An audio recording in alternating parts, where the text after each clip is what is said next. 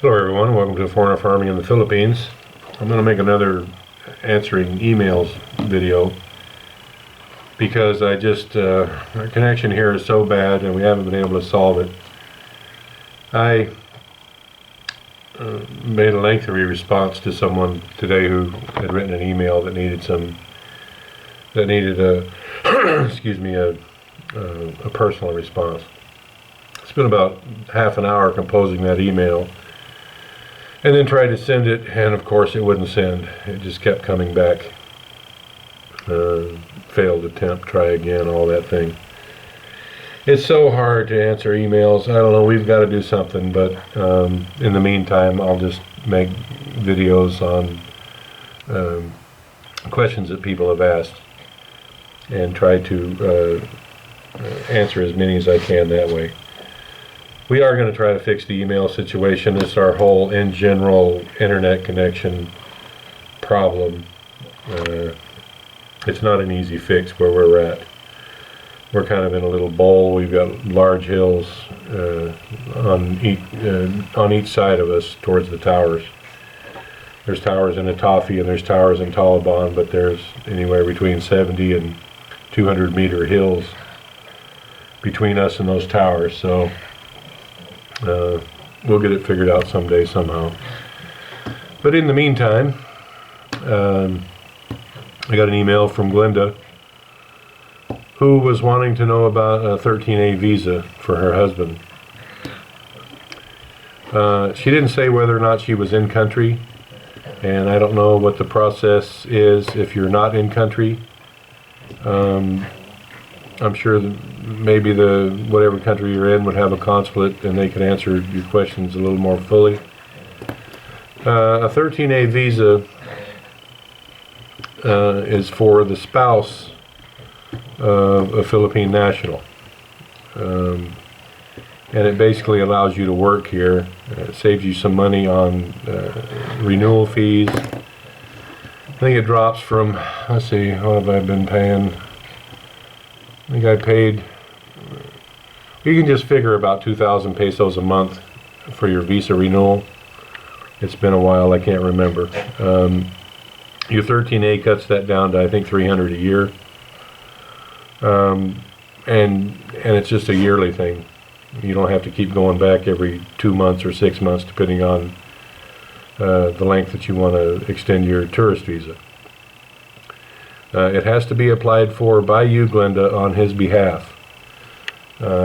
He will need birth certificate, barangay clearance, NBI clearance, and as far as I know, the NBI does a lengthy, thorough criminal investigation. So if you've got any hits or I don't know, a criminal record, it's going to slow you down in the best case and get you denied in the worst case. So birth certificate, NBI clearance, barangay clearance, you'll need a certificate, an NSO, I think it's NSO certificate of marriage, a copy of your marriage license, and I think that's it. I think that's all we had to get. So it's someone that I know paid 30,000 pesos for an agency to kind of help them through all that process.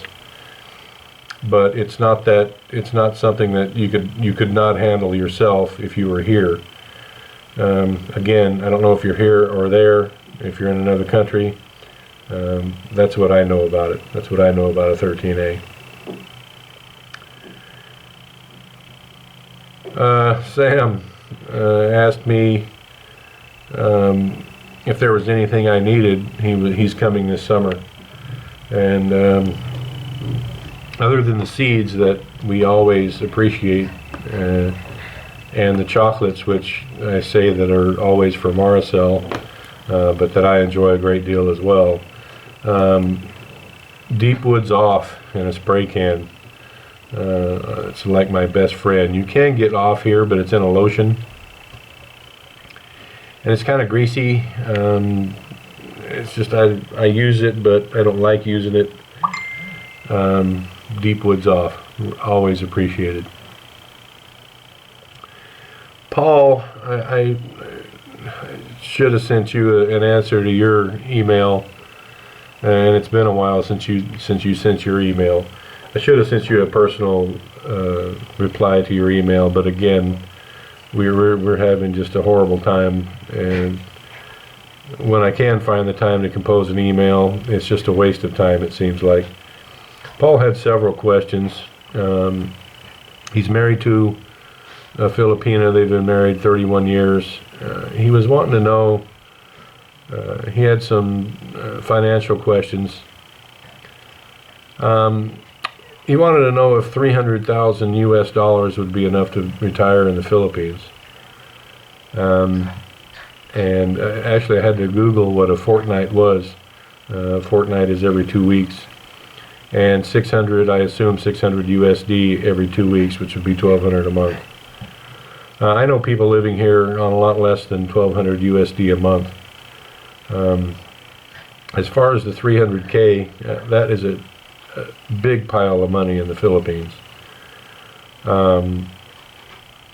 As an example, I wrote down a few examples here. If you were wanting to buy a place, just figure a nice round figure of 2 million pesos, that's 40,000 US for the land. With a house, or have a house built, jump that up to 4 million.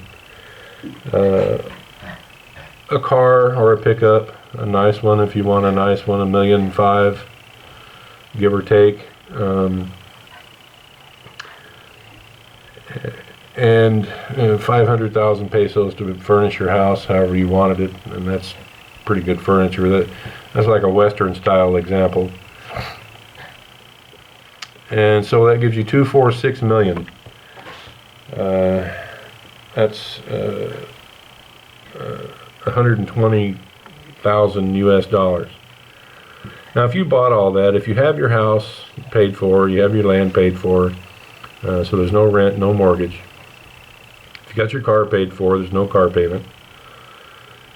Your house is furnished, so that 1,200 US dollar a month would be enough for many people.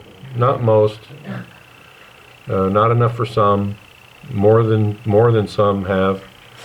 It kind of depends on your lifestyle, and you mentioned that in your email as well. Everyone has a different idea of how they want to live their lives and how much money that they need to be comfortable doing that.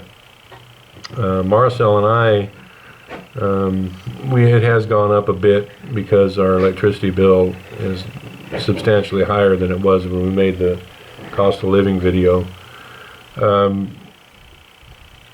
We're getting by on about 900 USD a month, but everything is paid for. We do go out and eat once in a while. If you wanted to plan a weekly trip somewhere, I assume you're going to be retired and you're not going to want to sit around and watch the four walls of your house 24/7. If you wanted to take a weekly jaunt somewhere, figure another 200 or 300 USD, and that would eat up your 1,200.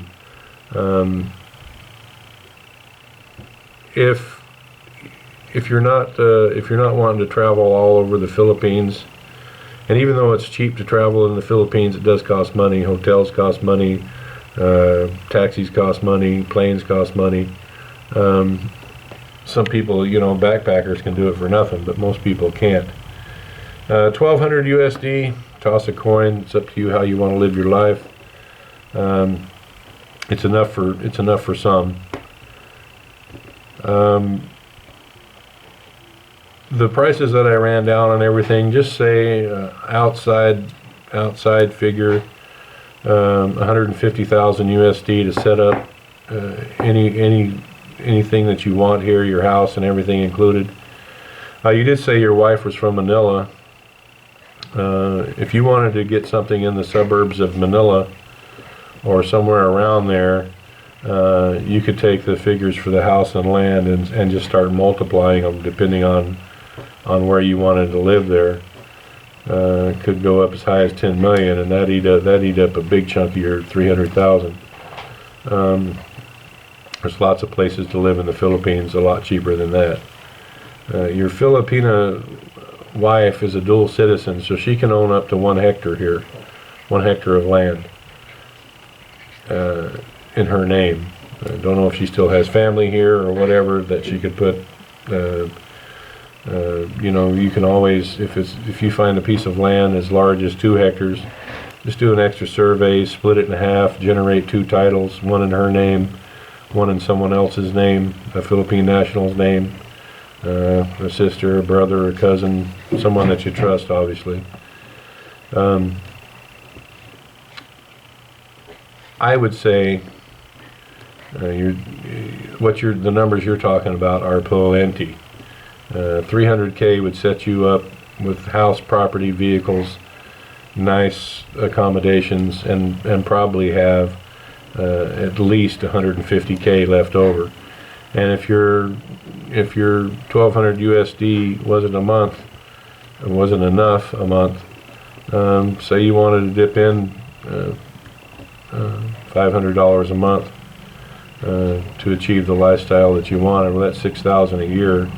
So the 120,000 or 150,000 that you have left over would last you 25 years. In my opinion, you've got plenty of money to make the move here. And the numbers, the 2 million, 2 million, 2 million, are the higher end. I mean, that's a Western style, or at least for around here in Bohol, where we are.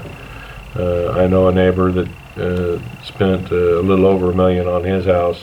It's a nice little house. 2 million. It would be a good place to live.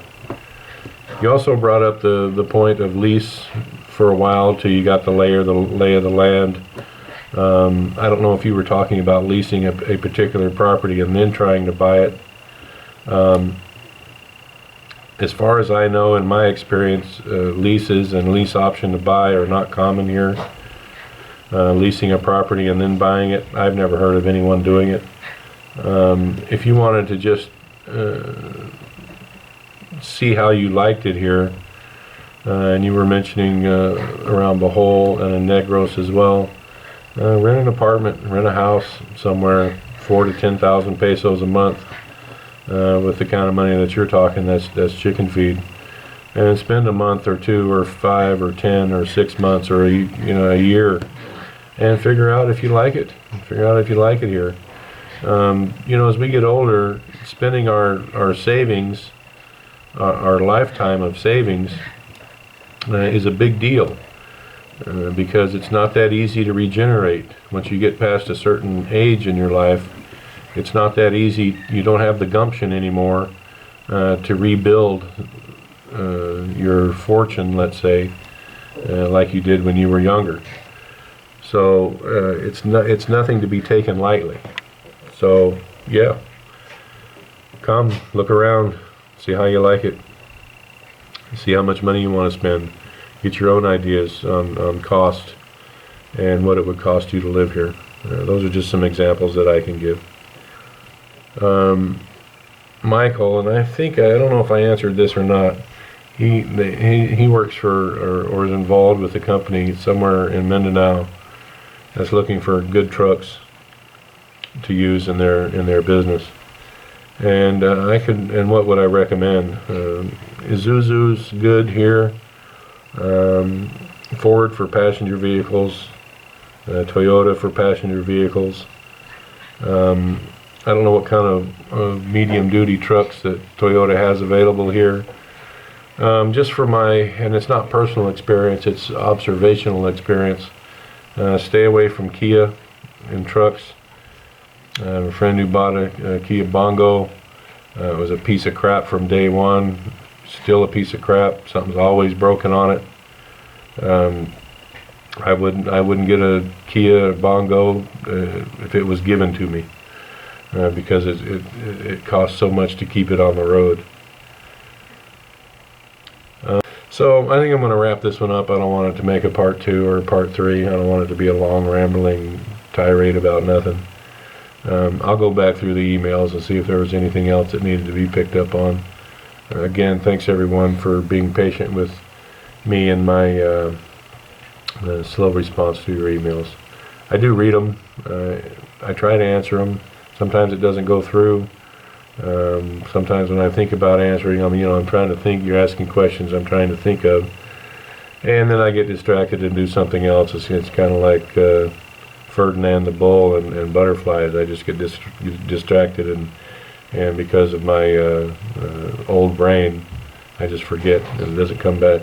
I don't remember till 2 or 3 or 5 days later, and then it just doesn't happen. So thank you everyone. Please like, comment, share, and subscribe.